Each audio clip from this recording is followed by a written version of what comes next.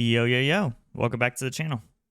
So, before I start the video, I just want to let people know something. I thought that this was pretty obvious, but maybe I just have to remind people every once in a while.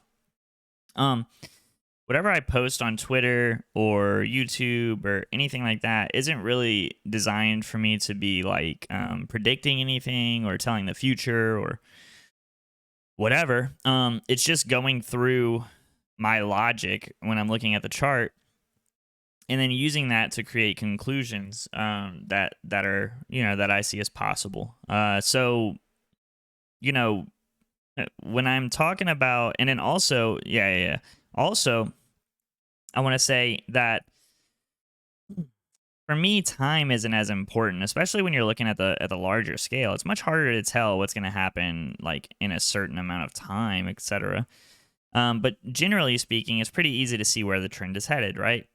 So, with all that being said, don't I would never. I mean, I literally told Rico this yesterday in DMs. I told him, I would never weekly options or out of the money options that are near expiration are very risky. And I don't think anybody should be doing that based on anything that somebody says on social media. I think that that's pretty crazy. Also, longer term options and buying of shares, etc., is completely your responsibility. So I think that it's more important for you to try and understand what the influencer that you're paying attention to is trying to show you, if they're trying to teach you something. Understand that fundamentally, and then use your own ability, right, and what you've learned from maybe me or other people to come to your own conclusions rather than use me for yours, for example. And I'll tell you personally, that's the way that I've learned TA. I learned technical analysis. I was a fundamental trader / investor over the course of the past 10 years, probably starting in 2011, 2012. And I didn't really pick up on TA until 2017 when I was in my first real manic bull cycle with Bitcoin because of the range of emotions that cycle brought to me. It kind of motivated me to learn technical analysis at that point. But that's pretty much where I started. And the way that I learned technical analysis was by watching people who knew what they were doing with technical analysis and not counting on them to be right or wrong, but just trying to understand their logic and what they're doing, right? So I hope to be that sort of person for you, but I learned from a bunch of people, not just one person. And I combined all of their styles and the things that they looked for and the types of tools that they used, et cetera, to come to my own conclusion and my own way that I viewed technical analysis. And I'm still learning today. So you guys see it. Over the course of the past few weeks, we've been covering Wyckoff a lot. I didn't even discover that Wyckoff was a thing until May of this year. So but now I'm kind of thinking that it's the most important thing. And so I've just been digging into it really deeply. And hopefully you guys are learning along with me as I'm going through these analytics and using these tools. But again, I don't want you guys to take what I say as gospel. I want you guys to see me as a resource, someone who is applying tools in a certain way, and not here to predict, but rather to teach. That's my main goal with the channel. So with that being said, let's just hop right in. I want to step away from the cycle stuff. Maybe we'll pop in and talk about it at the end. I still think that it's all on the table or whatever. So don't take it as me saying it's like it can't happen or something like that. That's not what I'm saying. But I just want to look at it from a Wyckoff perspective, because I think that that's the most important thing that we need to be understanding is where we're at with Wyckoff right now. And the reason that I say that is just because I think overall that is the ultimate signal for me that institutions are on the bullish side of the trade, and they're in control of the stock at this point. We had a really good day, up 4% for AMC. And I think that was based on, I saw it pumping in pre-market, so I don't know exactly, but yeah, day over day, 4% pretty much. Anyway, let's just hop into it. So what I believe is happening is we're in accumulation. And let me make sure that I pull up my volume, because it's very important to note the volume whenever you're doing these schematics. And I believe that this is a sell test where we test the bottom of the range. And then this is an automatic reaction. Actually, it's over here. Sorry. This is an automatic reaction. Well, in phase B, I believe. Oop.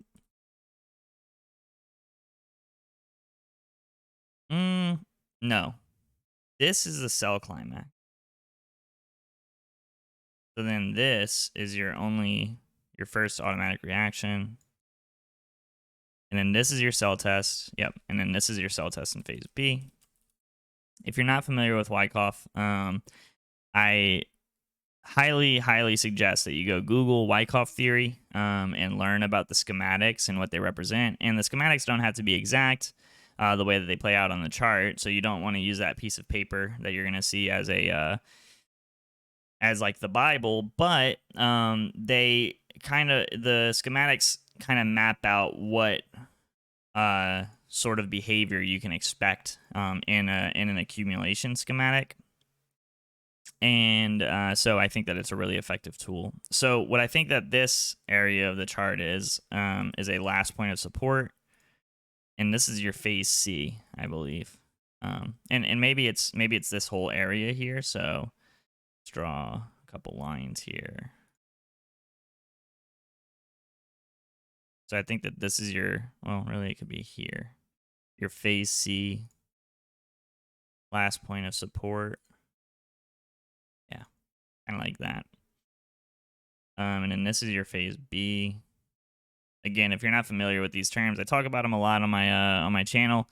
I don't have a specific video where I kind of break down all these things. I really want to do that. I just think that we're in such a key moment right now for AMC that, you know, it's kind of important that we're more focused on the day-to-day, and I'm teaching throughout that. But yeah, we'll definitely talk about it. But what I think this is accumulation. Institutions are accumulating AMC in my opinion.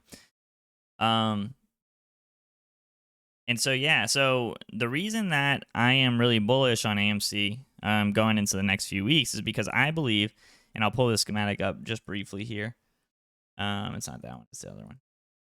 I believe that we are entering the phase D of an accumulation schematic. And so here in the very near term, I'm sure you can see here, I'm expecting a move, a pretty significant move up over the top of the trading range. And you can see that, you know, we've been relatively consistent holding on to this trading range. You draw your kind of support zone here, right? We bounce in and out of this institutional support zone, broke below it here in phase B, just like you see in the schematic.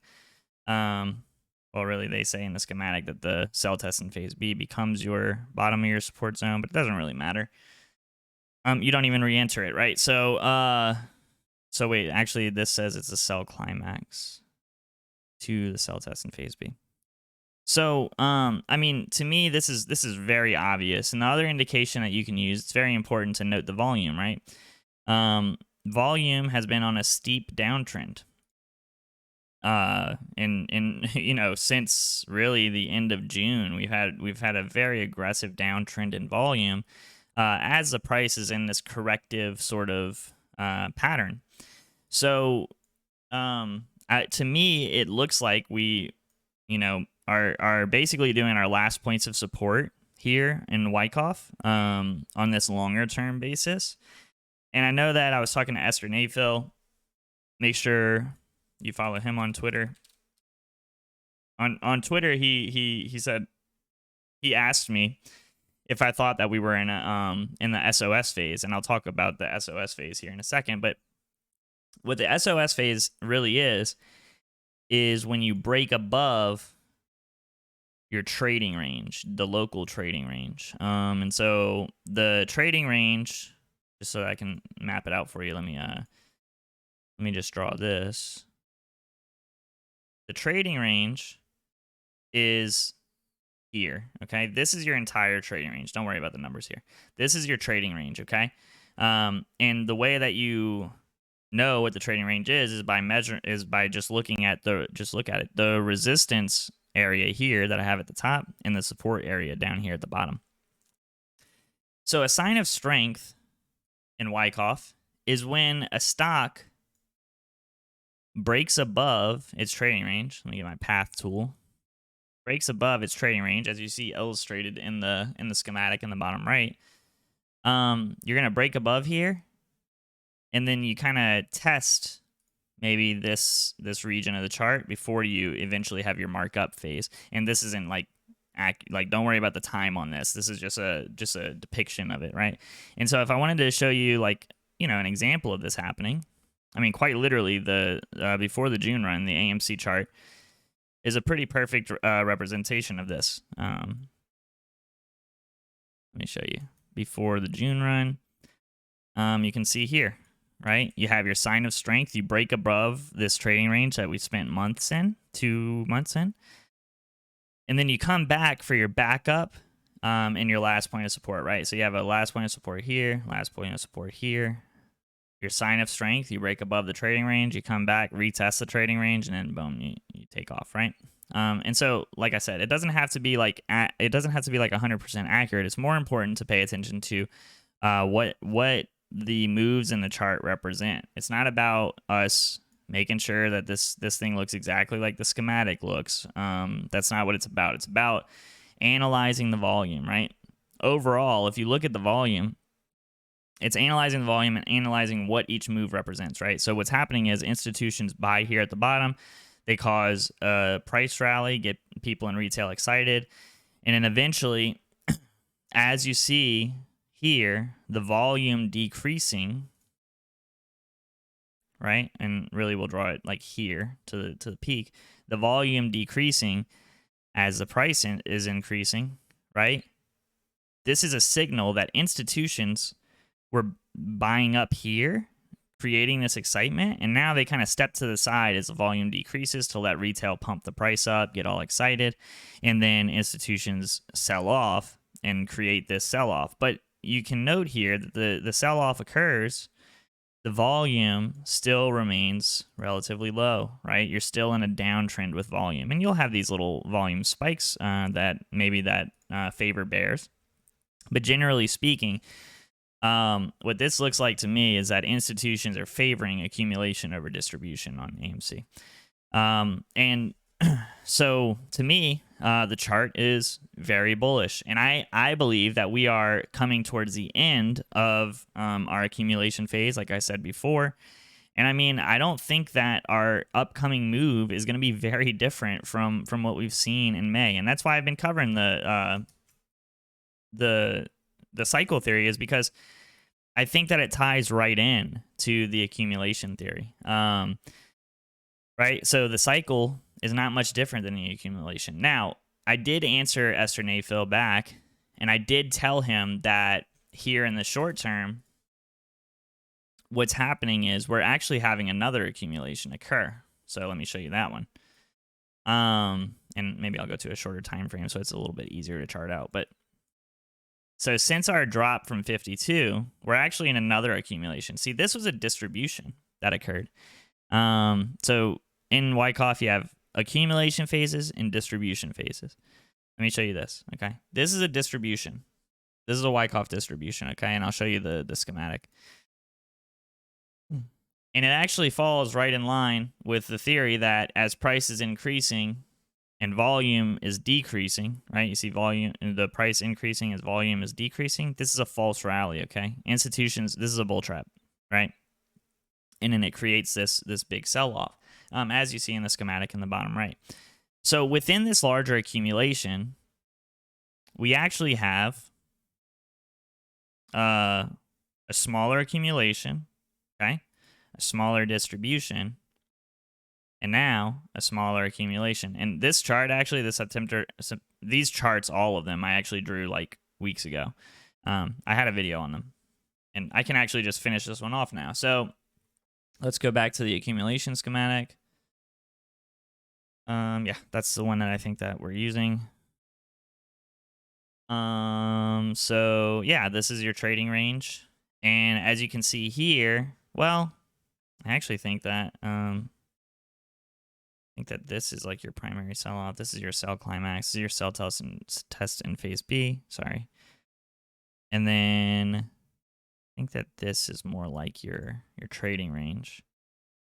But regardless, I mean, it doesn't really matter. Regardless, the move is the same, right? Another thing to look for in accumulation is price is generally, in this downtrend, right? Like, oh yeah, bulls are kind of suffering. Like, and I'm not talking about like apes. I'm talking about like just bulls, right? They're kind of suffering in this trading range for the most part. Most of the time in the past few months, bulls have lost versus bears, right?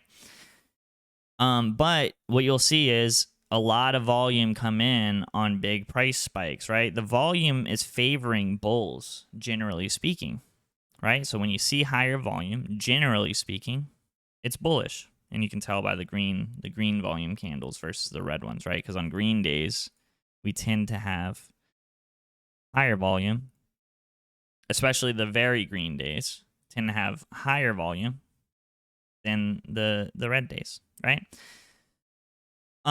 So basically what I'm saying here is, let's take a look. So we would have drawn the automatic reaction would have been here, right? Yeah. And then, yeah, you would have used the automatic reaction in phase B. What I think is happening here is that to complete this schematic, and obviously, again, it doesn't have to be like exact, but I think that you've had your last point of support here. And like when you say support, you're talking about like, say you have like a trend line. Pretend you had a trend line here, right? You're generally in an uptrend, volume is downtrending, but you're starting to see that reversal occur. So I think that what you see here is another last point of support. And then again, this is the hourly chart. What I'm looking for next week from AMC, I think that we might be able to dip down here again, touch this below $40 level. Then you're going to have a pretty significant breakup, I think. I really do. I really think that you're going to see a pretty significant breakup. And then what that's going to cause, damn, I'm stuttering. This coffee got me. Whew. What that is going to cause is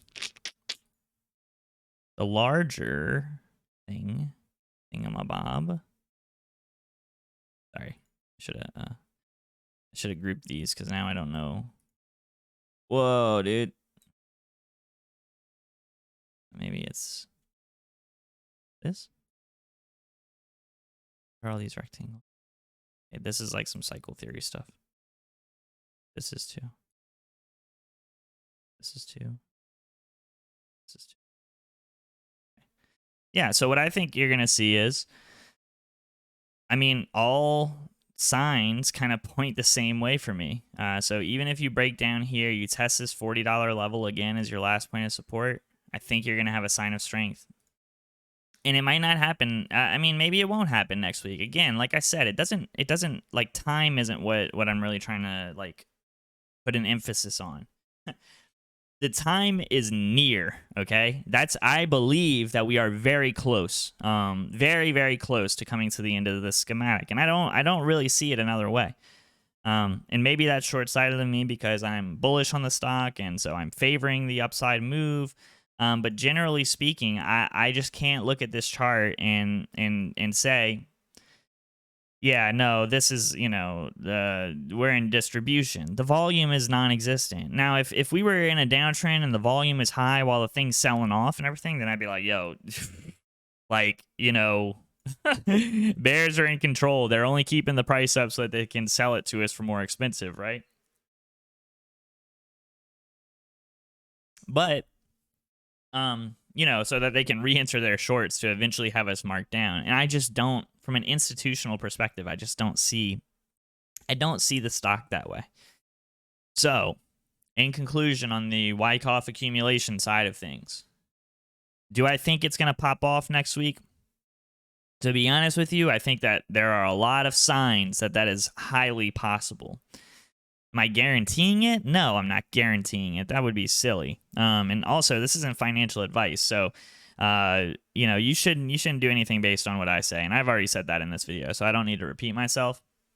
You guys are all adults, hopefully. If you're a kid, I mean, I'm glad you're interested, but you know, don't be doing no crazy shit. But yeah, man, I honestly think that you know, in my opinion, that we're seeing us prepare for that last move up before we move into another bullish hype cycle. And I think that it will be another major bullish hype cycle going into, you know, maybe the end of November, you know, mid to end November. I can't believe it's only November 5th. What the hell? I feel like it's like the middle of November for some reason.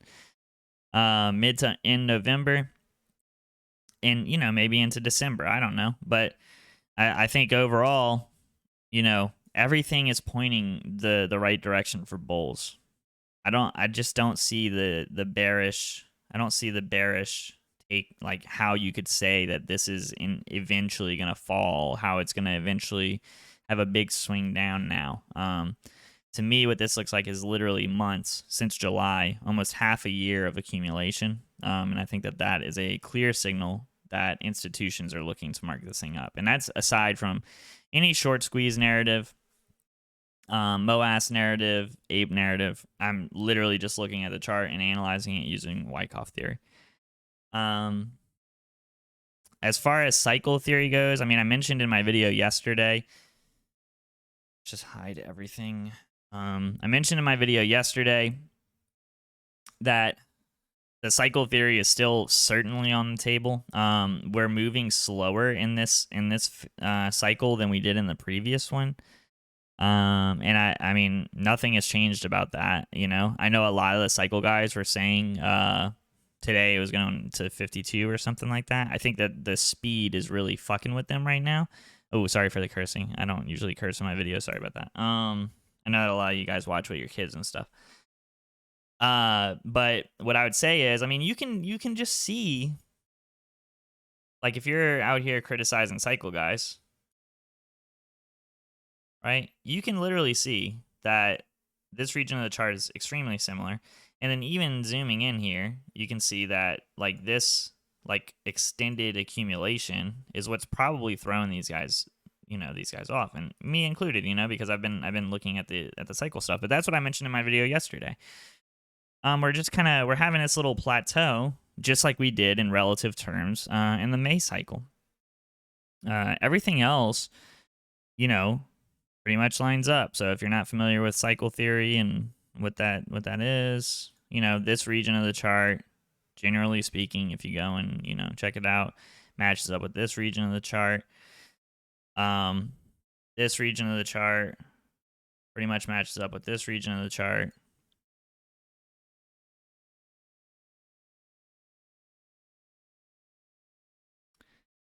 And then it's kind of like, also, like, certain parts of the cycle are, like, in my opinion, again, like, certain parts are condensed and sped up. That's something that Astro has talked about a lot in his videos.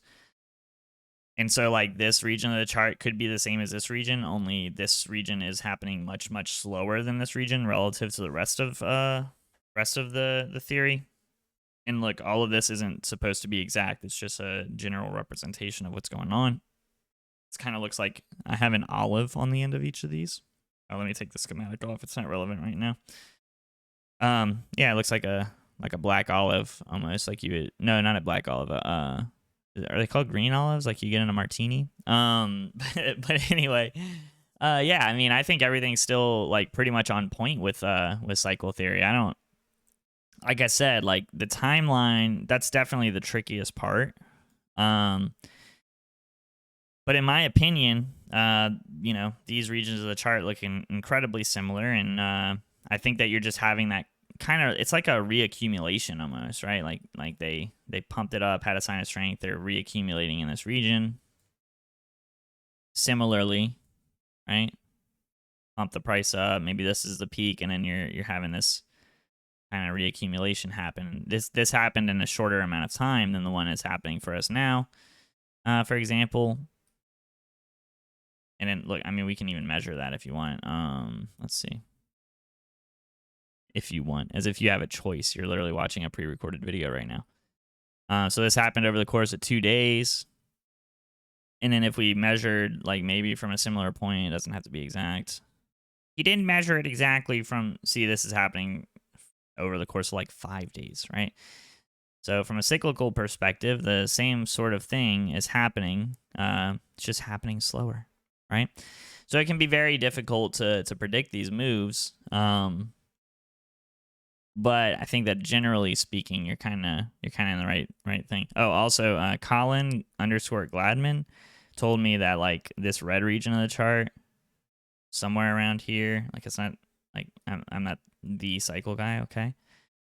Somehow part of this chart as well, like right here, you like flip it over and it looks exactly like this, but I'm not gonna spend the time to do that.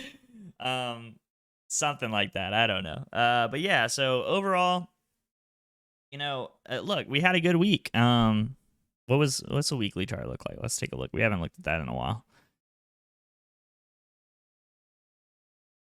Take everything off of the chart.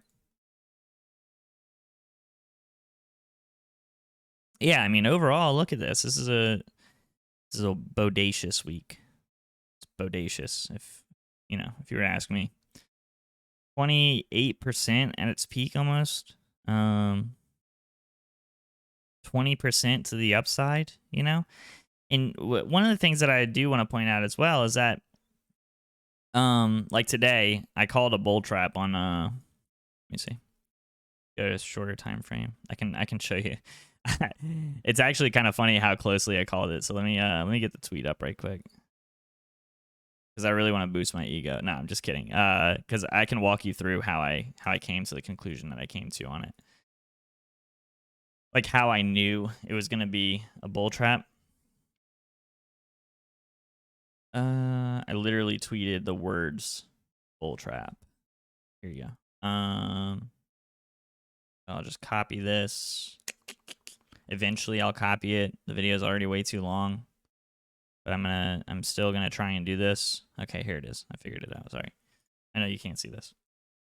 All right, so on the 5-minute chart, this is the tweet. Everybody was getting really excited because everybody was looking at. They were looking at this. They were looking at this as an ascending triangle, which it is. And we broke out of it, right? So I remember in my Discord, everybody was pumped up. But I tweeted bull trap whenever this happened because this is the 5-minute chart, by the way. Because if you look further back and you look at it from this perspective, what was forming was a rising wedge rather than an ascending triangle on a larger scale. And so I could tell that what was going to happen was they were going to break above here, and then it was going to be forced down for a breakdown of the rising wedge. So that's like a mini tutorial on how I did that. I mean, look, we could have already met the target for this. You know, now that I'm looking at it, just look at it. Now I'm looking at it, it does kind of look like maybe we could have met the target, you know, depending on how you measure it, depending on wicks and the time frame that you want to measure it on. But I will say that it does sort of look like maybe and this is why I was talking about how we could break below 40 going into next week, like early next week. Because if you look at it this way, then we're still kind of in this wedge, right? Like a larger wedge, basically. And so what could happen and what could have already happened going into close today is bulls could have gotten faked out by this price action. So now they're thinking, oh, like we're still going up, but what's going to slowly happen is they're going to try and rip our heads off, essentially.